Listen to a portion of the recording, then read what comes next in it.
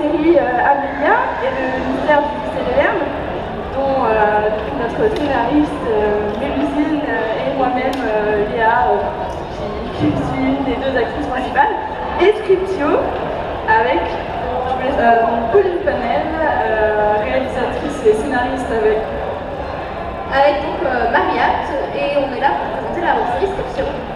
Très bien. Bon on est parti pour la conférence, en avant. Je te laisse présenter la série Amélia, Mélusine. Alors Amélia, qu'est-ce que c'est? Donc Amélia, c'est l'histoire de deux lycéennes, donc une gothique et une Lolita, qui vont se retrouver en fait dans un lycée très très strict où les opinions et la culture geek, les styles vestimentaires un peu différents ne sont pas tolérés.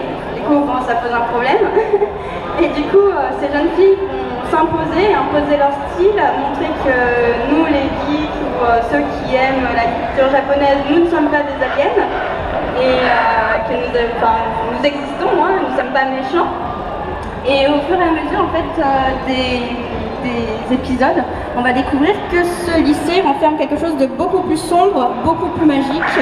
Et en fait, le spectateur est invité à découvrir qu'est-ce qui se cache dans ce lycée réellement. Du coup, il y a vraiment toute une ambiance très Tim Burton, très Harry Potter, un peu une enquête policière au final. Et ça invite petits et grands à venir découvrir en fait la série. Donc voilà. Niveau image, c'est pas trop ça, mais voilà. En gros, nous avons tourné le pilote cet été, c'est en cours de post-production actuellement, donc il y a encore beaucoup de travail parce qu'on s'inspire beaucoup des mangas animés. Et du coup, il y a la création de l'opening, etc., etc. On a beaucoup de projets. Et c'est une série qui est assez lourde, du coup ça demande énormément de temps, d'organisation, donc voilà. Mais d'ici le début de l'été, ça devrait sortir. Et puis on prévoit pas mal de choses, notamment en septembre on part au Japon et on devrait tourner quelques plans là-bas. Donc voilà, ça fait une partie d'une des surprises. Ensuite, que dire, on a beaucoup de chance d'avoir des acteurs professionnels dans notre équipe qui ont accepté de rejoindre gentiment et bénévolement notre projet. C'est surtout que du coup ça les intéressait beaucoup d'être dans une série fantastique qui change un peu les normes d'autres séries qu'on peut rencontrer actuellement, et surtout sur internet. Et il y a un acteur notamment de la série Noob qui nous a rejoint. Tenchi Rock, le hacker, qui jouera un personnage assez spécial et très différent de son personnage dans la série Noob. Et voilà, nous avons vraiment hâte de vous montrer un peu le développement de son personnage. Et avec moi j'ai Léa qui incarne du coup la gothique Lily Ange. Donc si tu veux, tu peux présenter un peu plus ton personnage. Alors, mon personnage, c'est un personnage assez compliqué à cerner en fait. Elle a eu pas mal de complications dans sa vie et elle essaye d'imposer vraiment son style et de montrer vraiment qui elle est en fait. Et au fur et à mesure de la série, le personnage va se développer, on va découvrir des choses sur elle qu'on ne pensait pas. Qu'on n'imaginait pas forcément. Et voilà, j'ai pas énormément de choses à dire. J'ai juste quelque chose à rajouter sur la série, c'est que on tourne à Lyon et on a de la chance d'avoir pas mal de décors qui sont plutôt sympas sur Lyon, et du coup je pense que ça va vraiment donner quelque chose de super. Voilà.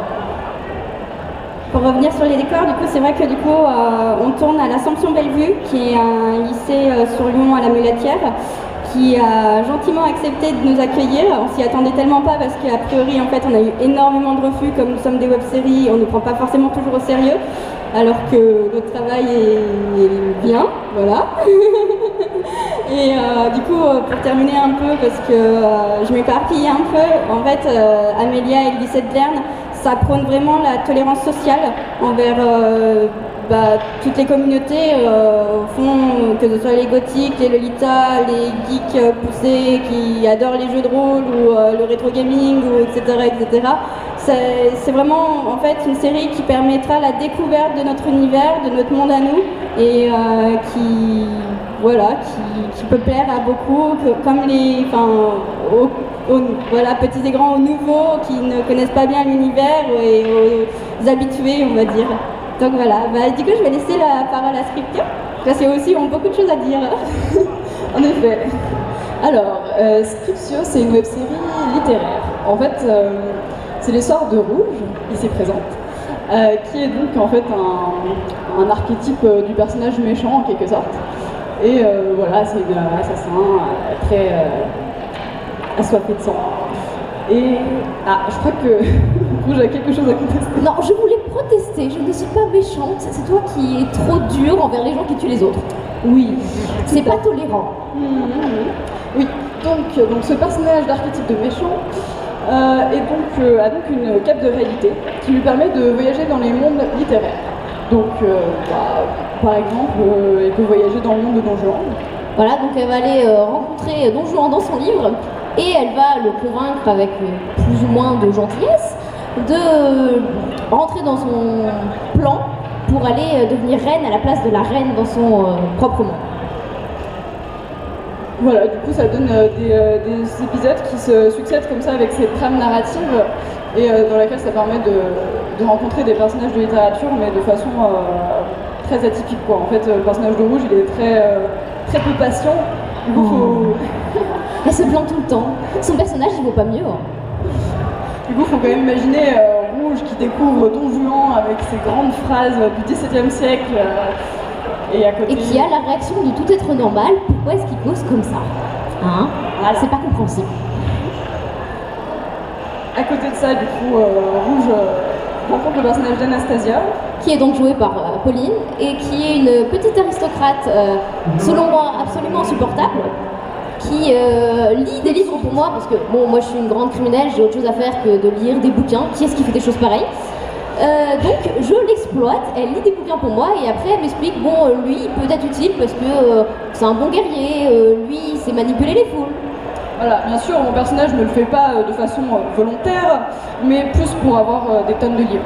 Donc en fait voilà, il faut voir qu'il y a tout le long de la série un vrai décalage entre les deux personnages, l'une qui est toujours de mauvaise humeur, pessimiste, qui veut tuer tout le monde, et l'autre qui ne pense qu'à ses bouquins, totalement dans son monde et... Voilà, en fait, ça se joue vraiment sur ce duo et sur la rencontre de tous les personnages, enfin de beaucoup de personnages de littérature qui tous, ça risque de faire beaucoup de saisons. Voilà, tous, c'est problématique. Voilà. Donc on va peut-être vous laisser continuer à parler un peu de votre univers. Comment je sais pas. Oui, ok, on va passer à nos bandes annonces du coup, en fonction, voilà, super.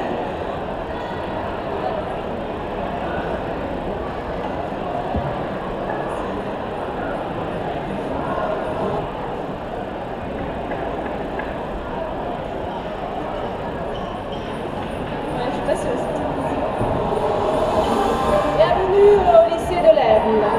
L'honneur de cet établissement dépend de vous.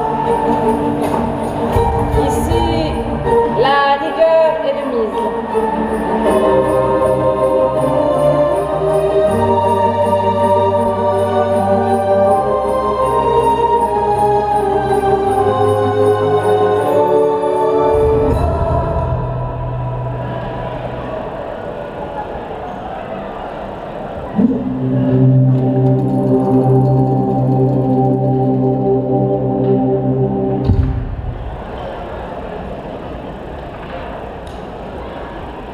Du coup, on va vous montrer le trailer de la saison 1 de Scriptio maintenant.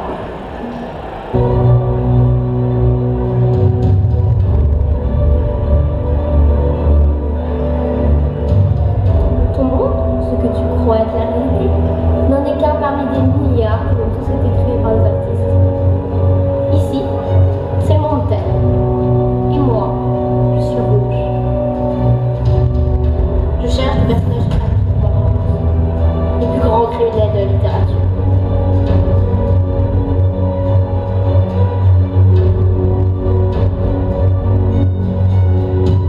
On peut sauver des chats écrasés? Mais t'es qui toi? Les interprétations diffèrent quant à la responsabilité. Il a nié son passé, son futur et c'est son humanité. Oh, ta gueule!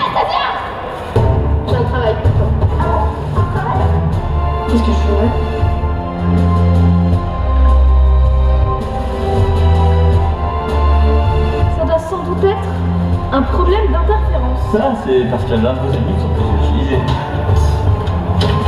Peut-être. C'est ça que je te parle. C'est pas vrai de te mettre en colère. Enfin, je crois. Pour la dernière fois, c'est vrai. Nous sommes tous des créatures de l'auteur. Vous n'êtes que la création d'un auteur. C'est ça, fais ta gentille. C'est écrit dans tes livres de toute façon. Ah, et j'oubliais, l'avenir de l'ensemble est entre tes mains. Sayonara.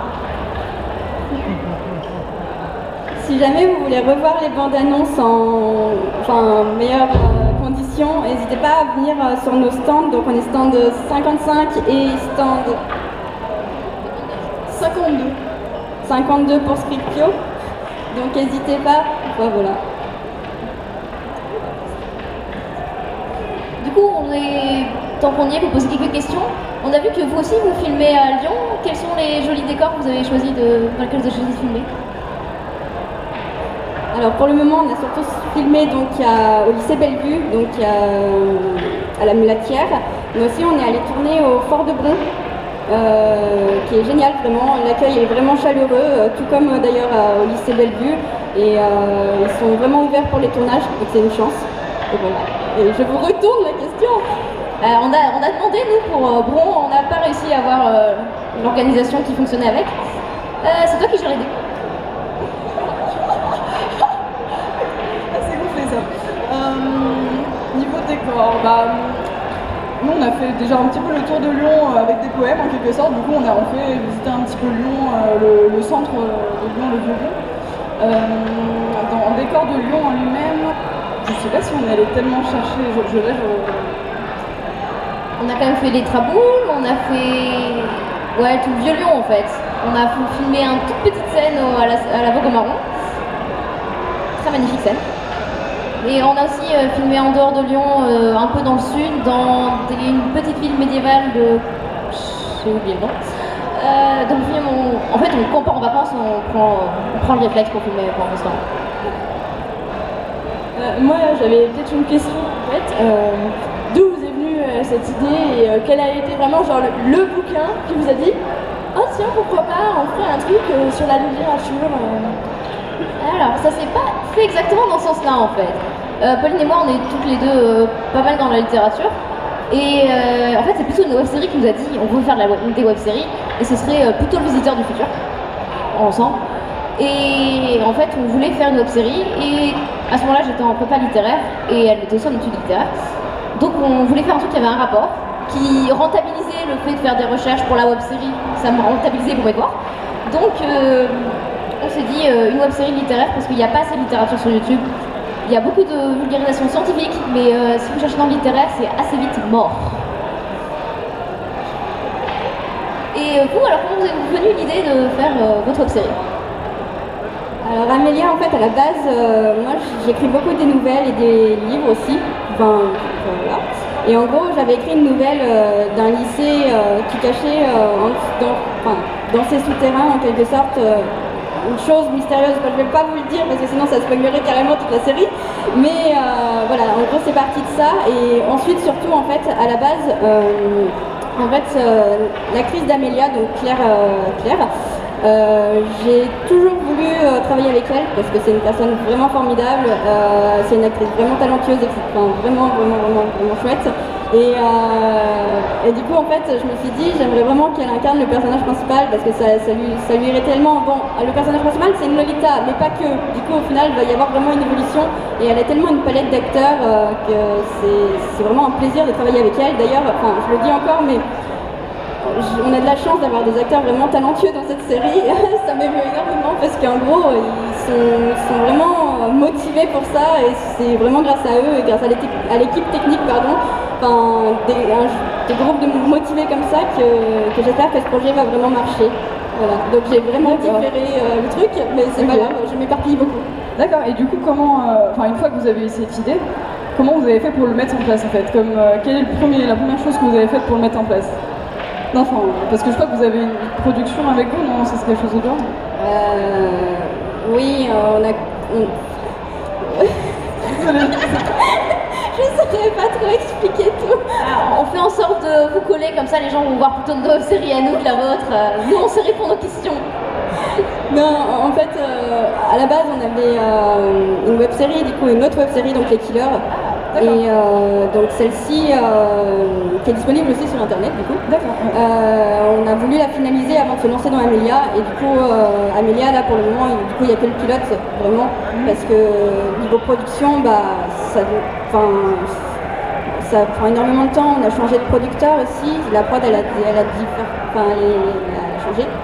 Et du coup, parce que ouais, il y a beaucoup de projets, comme je dis, il y a l'opening à créer, etc. Enfin, du coup, je sais pas comment répondre vraiment par où ça a vraiment commencé.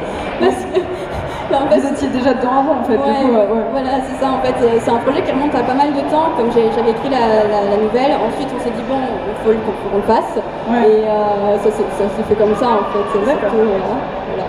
D'accord, ok.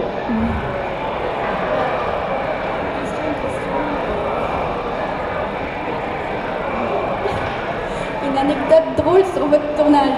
Oula, La plus drôle. Hein. la plus drôle. Oulala, alors là, on a la pression. Tu penses? La question c'est laquelle d'entre nous est-ce qu'on affiche devant tout Besançon? Ah là, c'est laquelle je vais raconter maintenant. Dans la première saison, il y a un moment où elle est ligotée avec des livres sur son dos et une pomme dans la bouche, parce qu'on aime bien faire des scènes pareilles. Et le problème c'est que la scène était très longue à tourner et qu'elle lâchait sa pomme et qu'elle devait la récupérer à chaque fois entre chaque prise. C'était très très drôle à voir. Et vous, est-ce que vous avez une anecdote peut-être un peu plus normale? Une anecdote sur le tournage.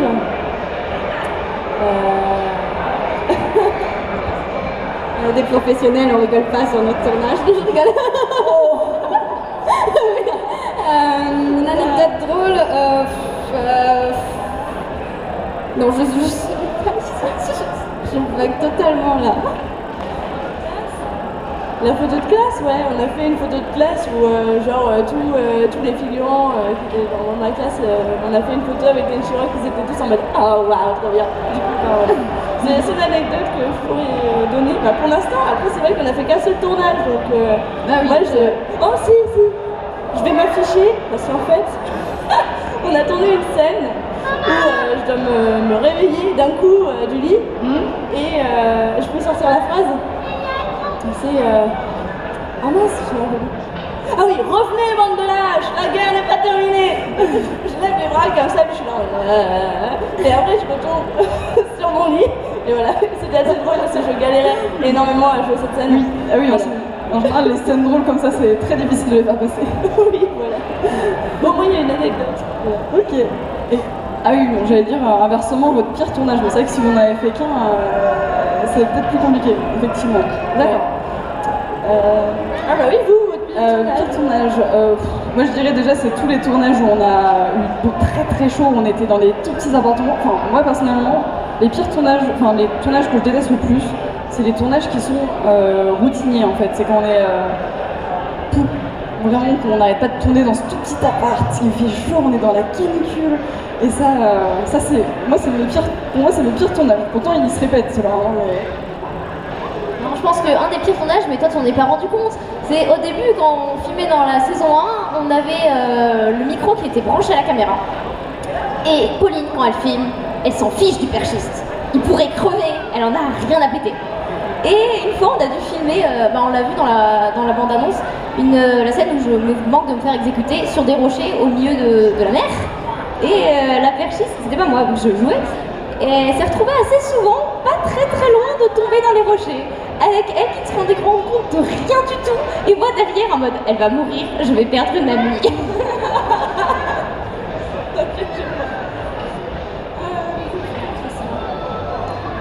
Les costumes, comment vous les trouvez? Comment ça se passe? Alors les costumes, c'est Pauline. Alors oui, pour la saison 1, effectivement, la plupart des costumes, c'était moi qui les faisais. Après, niveau, saison 2, soit on a pu avoir des gens qui les faisaient eux-mêmes, qui étaient cosplayers ou quoi.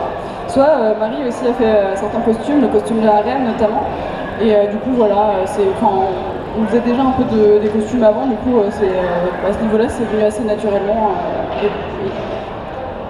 justement parce que sur des conventions, Pauline faisait déjà des cosplays, que c'est pour ça qu'elle sait faire un peu de couture. Et vous, vos costumes, vous les sortez d'où? Alors, il y a déjà des habits. Par exemple, moi, je sais que le costume de Lily Ange, c'est une robe que j'avais déjà en fait. Et après, qu'est-ce qu'il y a de... Non, tout le monde avait déjà ses habits à ce moment-là. Et après, ça va être de la recherche de costumes par rapport au personnage, dont les prochains qui vont arriver. Voilà, là, ça va être beaucoup de recherche. On aura une costumière à ce moment-là, non? Oui, voilà. Donc du coup, on verra à ce moment-là. Ouais. Mais non, mais c'est parce qu'en fait, du coup, comme on a tourné que le pilote, c'est un peu compliqué de parler de notre...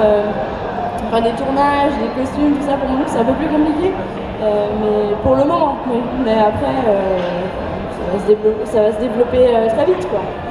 Du coup, vous avez l'air d'être une équipe avec amateurs un peu comme nous, mais vous avez aussi l'air d'avoir des plus professionnels comme l'acteur de Ken Shamrock, c'est ça? Alors en gros, notre équipe elle est, disons, semi-pro, parce que du coup, il y en a pas mal qui ont fait des études en audiovisuel ou qui ont fini leurs études dans l'audiovisuel. Et pareil pour les acteurs, autant on a des acteurs, je vais dire amateurs, mais bon... mais de l'autre côté, on a une palette d'acteurs qui est vraiment professionnelle, même si tous ont énormément de talent.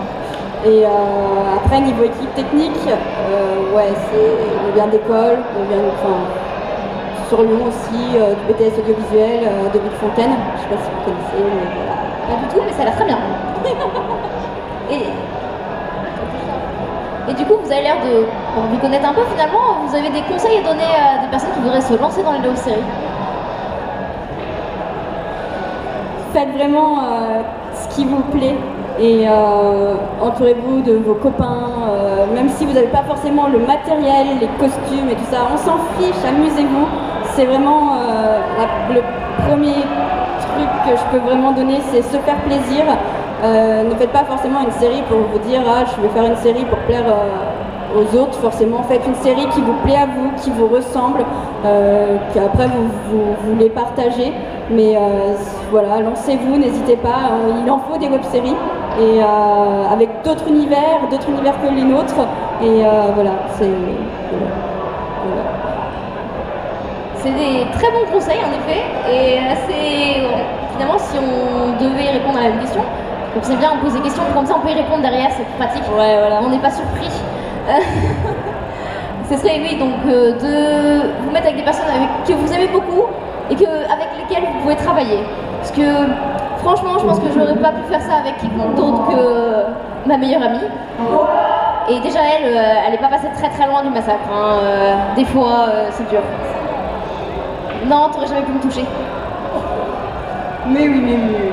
Oui, non, mais effectivement, oui, donc bien s'entourer et je dirais, en fait, simplement se lancer, en fait, aussi. Hein. Je veux dire, vraiment, c'est vraiment basique, tout bête. Mais mine de rien, le nombre de personnes qui disent « Ah, moi j'aimerais bien faire ça et j'aimerais bien faire ci un jour je le ferai et tout ». Mais ils le font pas, et se lancer, c'est quelque chose qui est vraiment principal. Même chose pour YouTube. Et parce que du coup, je relance là-dessus parce que je sais que j'ai essayé de créer une chaîne YouTube. Bon, j'ai pas forcément le temps de m'en occuper, mais j'ai suivi les conseils du très grand Antoine Daniel qui disait lancez-vous. Genre vraiment, n'hésitez pas à faire des choses qui vous plaisent. N'hésitez pas à vraiment vous lancer, et encore plus si vous êtes des filles, parce que même si sur le web, les filles, elles sont pas assez présentes en fait. Il faut montrer que les filles, elles sont là, elles ont la niaque, et qu'on peut faire des choses intelligentes, constructives, on peut faire des choses drôles, aussi drôles que n'importe quelle autre personne sur YouTube. Surtout au niveau français, on n'a vraiment aucune youtubeuse, quoi. On a Andy, on a Natou. Et puis elles se disputent la place, un peu genre des youtubeuses les plus drôles et tout. Et c'est dommage, faut qu'on soit avec elles, faut qu'on les aide, faut qu'on soutienne tout ça. Voilà. Ouais, Andy et Natou, elles ont vraiment besoin de notre aide. Non, en effet, c'est rare les filles sur YouTube, et encore moins en dehors des trucs tuto, beauté, etc. Et c'est bien aussi, hein, mais on ne fait pas que ça dans la vie. Exactement. Et c'est aussi une des choses qui m'ont coincé quand j'ai commencé à faire une série. Je me suis dit, pourquoi il y a aussi femme, il y a sûrement une raison. Bah, pour le moment, on l'a pas trouvé la raison. À part quelques lourdeaux de temps en temps qu'on croise, franchement, il n'y a pas de raison. Lancez-vous. Je tiens aussi, niveau anecdote, notre équipe technique est composée principalement de femmes. Pareil pour nous. Voilà, et nos séries sont bien. Enfin, la vôtre est bien, et nous on est en train de nous lancer, mais elles sera tout aussi bien, voilà. On n'en doute absolument pas, ce sera peut-être même mieux. Mais j'ai des doutes quand même, on est quand même trop bien.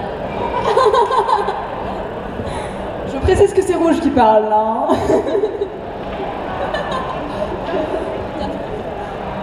On clôture. Bon, et merci à tous d'avoir été là pour nous, de nous avoir écoutés.